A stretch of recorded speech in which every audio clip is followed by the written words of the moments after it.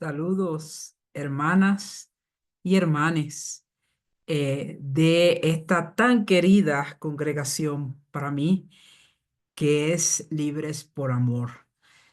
Hubiésemos deseado muchísimo estar de manera presencial, pero damos gracias por estos medios modernos que nos permiten, a pesar de las distancias geográficas, estar tan cerca. Hace un tiempo yo tuve la oportunidad de ver una película que se llama Buena Suerte, Leo Grande. Esta película, rodada precisamente en el tiempo de la pandemia, está protagonizada por la actriz británica Emma Thompson y el actor irlandés Darling McCormack. Es una de las películas, una de las pocas películas dirigidas por una mujer, Sophie Hyde. La película trata sobre esta viuda, una maestra retirada, Nancy Stock, que ve pasar lo que le queda de vida en aburrimiento y en aridez de la vida. Eh, a pesar de sus más de 31 años de matrimonio, ella nunca había experimentado un orgasmo. Como maestra de ética en un colegio católico, obviamente sabía que el orgasmo existía, pero era un concepto que ella no había vivenciado. El marido llegaba a la cama, hacía su trabajo y listo.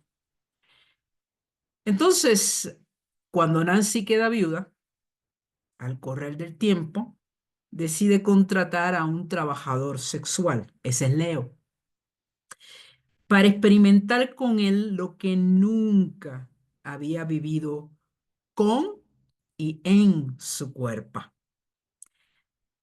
Leo es un trabajador sexual. Y en el primer encuentro, Nancy le entrega a Leo una lista de todas las cosas que había leído que podía hacer en una relación sexual. Quería todas, todas las de la lista. Claro, es advertida por Leo que era un poco difícil, ¿verdad? Hacerlas todas una misma noche. Pero a pesar de que Nancy parecía saber exactamente lo que quería, estaba llena de vergüenza, de pudor y, por supuesto, del dispositivo este que las iglesias ayudan a crear. Ese dispositivo se llama la culpa. Por mi culpa, por mi gran culpa que acompaña nuestro manejo de los cuerpos y de la sexualidad, aún sin siquiera haber nosotros iniciado nada. De más está decir que a Nancy le tomó un buen estar lista para su primera relación con Leo. No voy a contar la historia porque yo les recomiendo que al final de este servicio la vean. Si la pueden ver en comunidad, mejor. Pero sí les puedo decir que la película no trata simplemente sobre sexo, sino cómo por medio del sexo consentido y consciente se sana, se revive el espíritu y al final ambos manejaron temas difíciles y no resueltos en sus vidas que les lleva a ambos a una intimidad especial. Nancy tuvo que desvestirse de las capas de moral vacía de la iglesia. Por cierto, enseñadas por ella misma. Y tuvo que liberarse de esas capas para realmente ser una mujer libre. Al final de la película, hay una escena que en parte me inspira el mensaje que quiero compartir con ustedes. En una escena final, en silencio y por un tiempo prolongado y tal vez por primera vez, Nancy se mira desnuda al espejo. Para esta escena de una desnudez simple, una desnudez sin juicios, es interesante que tanto la directora de la película como los protagonistas desarrollaron varios talleres. Y los talleres consistieron en desnudarse los tres para ver sus cuerpos, sus cuerpas, sin juicio ni valoraciones, simplemente con gratitud y confianza. Emma Thompson contó en entrevista que fue una de las escenas más difíciles de su extensa y gran carrera en actuación. Bueno, aquí a riesgo de que ustedes saquen la calculadora, ¿verdad? Les comparto que tengo par de años más que Emma Thompson.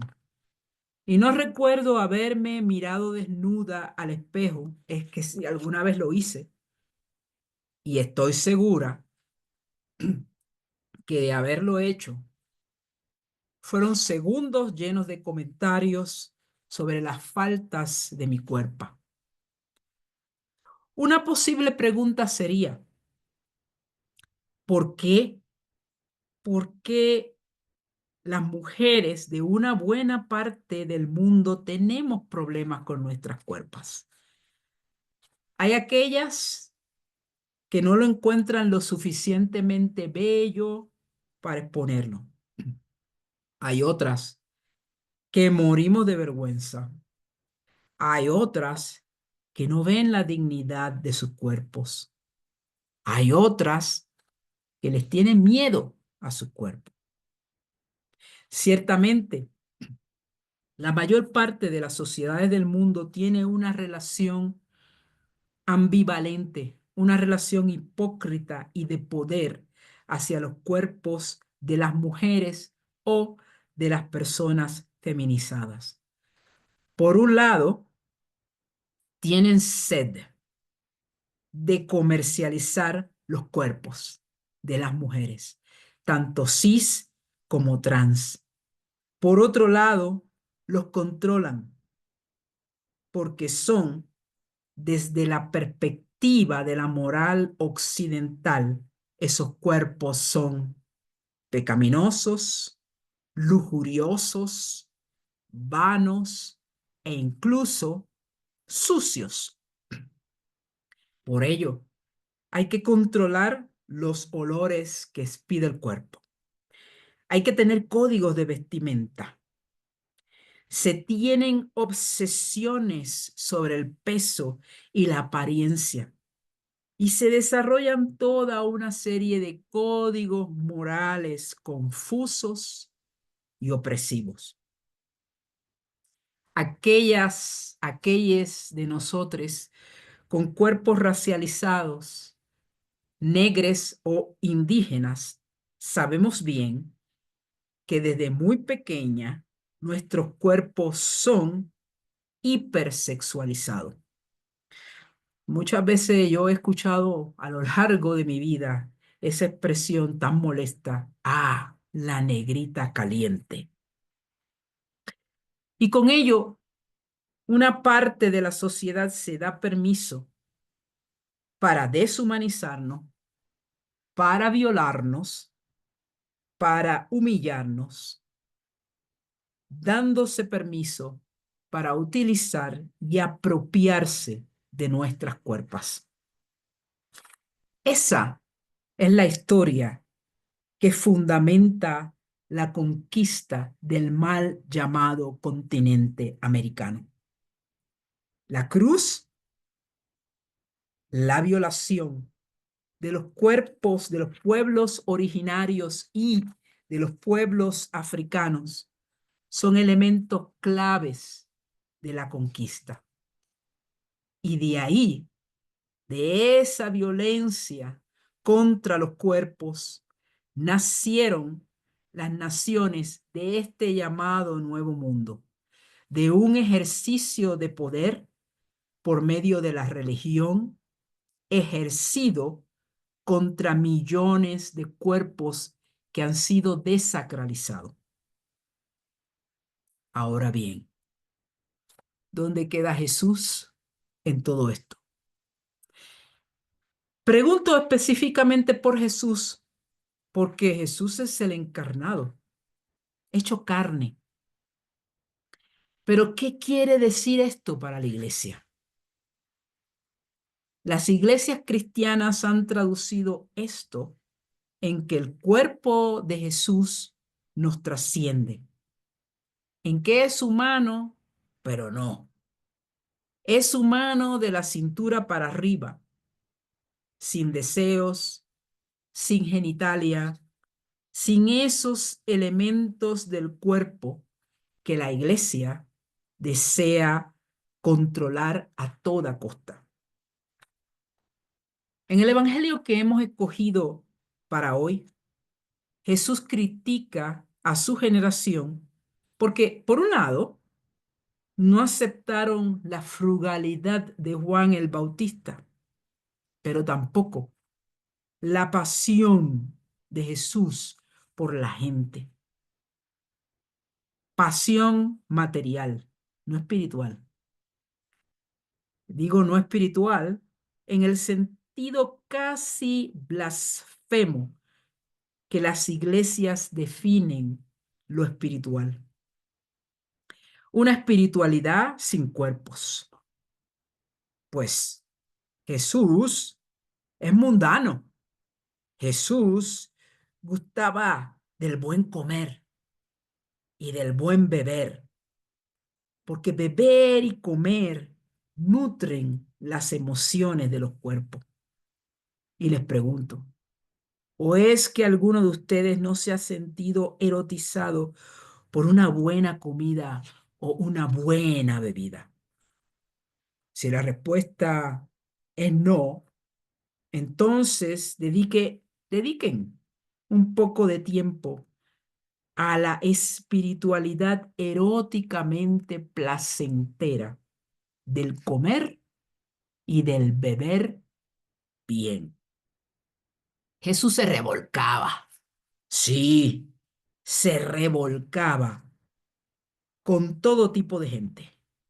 No tenía miedo de tocar y estaba muy conscientemente vivo cuando lo tocaban.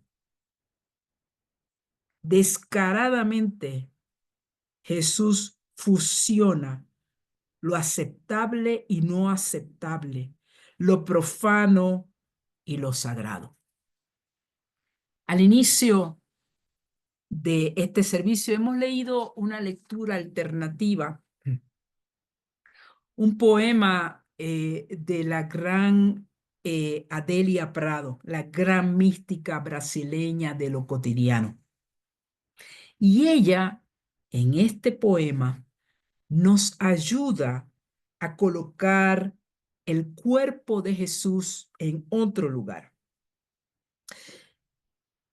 Prado nos invita a mirar bien la cruz, esa cruz de la blasfemia mal interpretada, porque allí se descubre a un Jesús con algas. Da de esta manera un nuevo sentido a la cruz, pues es el madero de la exposición de la desnudez, una desnudez real. Y al estar expuesto el cuerpo al aire, así también en el aire se esparce el sexo. Lo perverso en el poema de Adélia Prado queda superado con la sencillez de la desnudez sin juicio. A esa desnudez alude el poema, porque esa desnudez nos libera de siglos de opresión sobre nuestras cuerpos, sobre nuestros cuerpos. El acto redentor de Jesús es darse en la sencilla desnudez.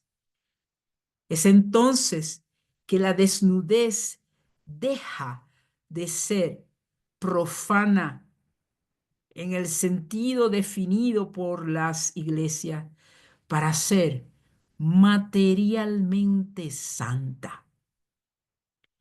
Prado metaforiza ese cuerpo como fruta. Y que a mí me parece una imagen maravillosa.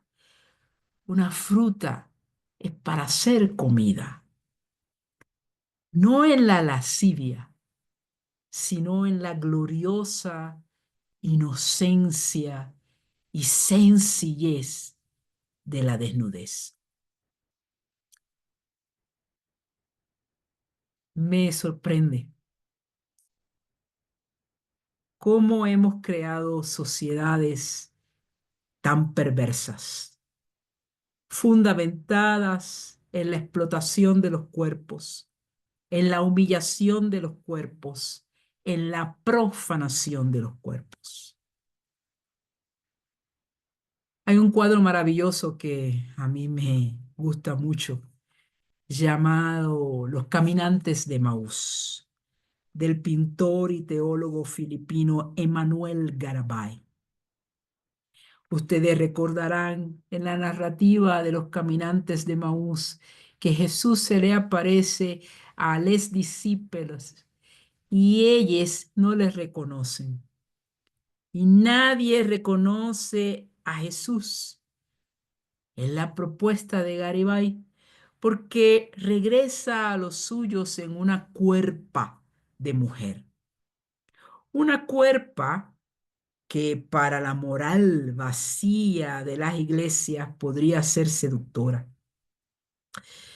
Pero recordemos, que la definición de seducción planteada por la iglesia es también perversa. Crista, morena, vestida de rojo, bebiendo lo que creo que es una chela y riendo a mandíbula batiente con sus amiguis. Es una imagen muy poco recatada.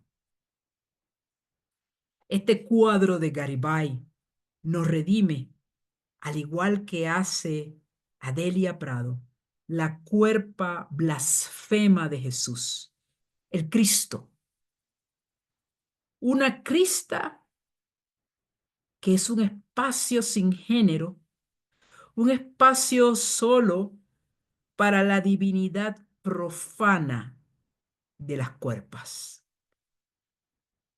Desde ese sanar las cuerpas de la condena, de la moral occidental, desde ahí es la seducción de Cristo, de la Crista. Desde esa sanación de la cuerpa, de la moral occidental, es la salvación que nos plantea ese madero en la cruz. Que mucho tenemos que sanar a nuestras cuerpas. Sanarlas de la violencia del racismo colonial que se impone en nuestras vidas. Sanarlas de la violencia del capitalismo patriarcal y racista. Sistemas, todos generadores de una moral que demoniza los cuerpos. No solo los demoniza, los deshumaniza, los comercializa. En estos tiempos vemos surgir por todos lados gobiernos que generan políticas para controlar los cuerpos, para criminalizarlos, para descartarlos. En ese contexto político, vayamos hacia el Jesús blasfemo, al Cristo con nalgas expuestas al aire en divina desnudez.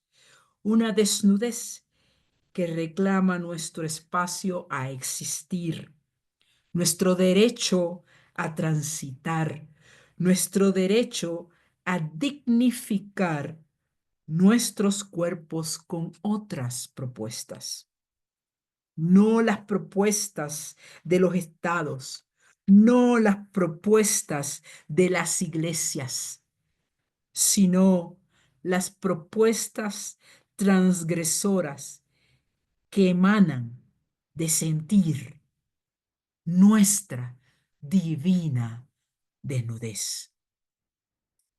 Y quiero concluir con un lindísimo poema de Maya Angelou, la gran poeta afroamericana, titulado A pesar de todo, me levanto.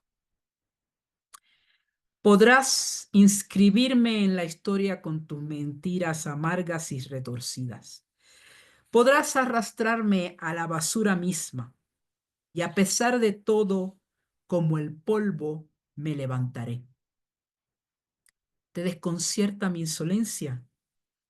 ¿Por qué te acosa la melancolía? Porque camino como si tuviese pozos de petróleo bombeando en mi sala de estar, igual que las lunas y los soles, con las certezas de las mareas, igual que las esperanzas que alto vuelan. A pesar de todo, me levantaré. Querías verme destruida, con la cabeza inclinada y los ojos cerrados, con los hombros caídos, con lágrimas, debilitada por mis gritos conmovedores. ¿Te ofende mi arrogancia? No lo tomes tan mal, porque me río, yo me río, como si tuviera minas de oro cavándose en el patio de atrás. Puedes dispararme las palabras, puedes cortarme con los ojos, puedes matarme con tu odio, y a pesar de todo, como el aire, me levantaré. ¿Te desconcierta mi sexualidad? ¿Te resulta una novedad que baile como si tuviera diamantes en medio de mis muslos? Desde los cobertizos de una vergüenza histórica me levanto. De un pasado enraizado en el dolor me levanto. Soy océano negro, impetuoso y extenso, fluyendo embravecido, soporto la marea, dejando atrás las noches de espanto y miedo. Me levanto.